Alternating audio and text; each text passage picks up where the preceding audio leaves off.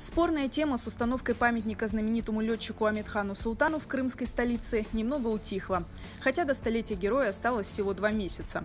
К памятной дате власти обещают установить памятник дважды Герою Советского Союза.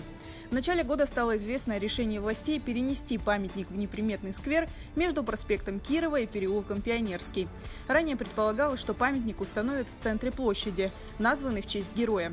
10 лет назад там установили закладной камень, памятник должен был быть изготовлен по проекту известного архитектора Заремы Нагаевой. Но власти изменили и это решение. Теперь памятник выполнят по проекту известного скульптора Айдера Алиева. Несмотря на это решение, Зарема Нагаева продолжает работать над своим проектом, ведь у нее на руках все документы, утверждающие ее право на установку памятника, которые не потеряли силу и не были отменены. Мы выполнили кадастровую схему по этой территории.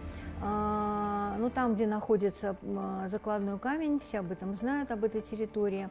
Мы расследовали инженерные сети, которые проходят по этой территории. Практически они нам не мешают.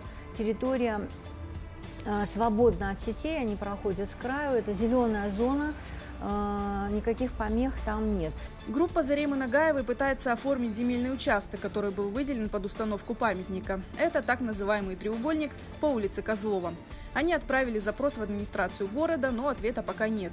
Одновременно Нагаева занята поиском средств на установку памятника. Мы заключили от имени Крымского федерального университета соглашение с такой организацией, как «Парк Патриот», которая при Министерстве обороны, приезжал директор этой организации Зданович Александр Сергеевич. Мы заключили с ним договор о помощи и поддержке. Главнокомандующий Черноморским флотом прислал письмо на имя главы Крыма, тоже поддерживающее письмо по нашему проекту. Собрано более 10 тысяч подписей от общественности в поддержку проекта. Проект действительно уникальный, который должен украшать центральную площадь Амедхана Султана.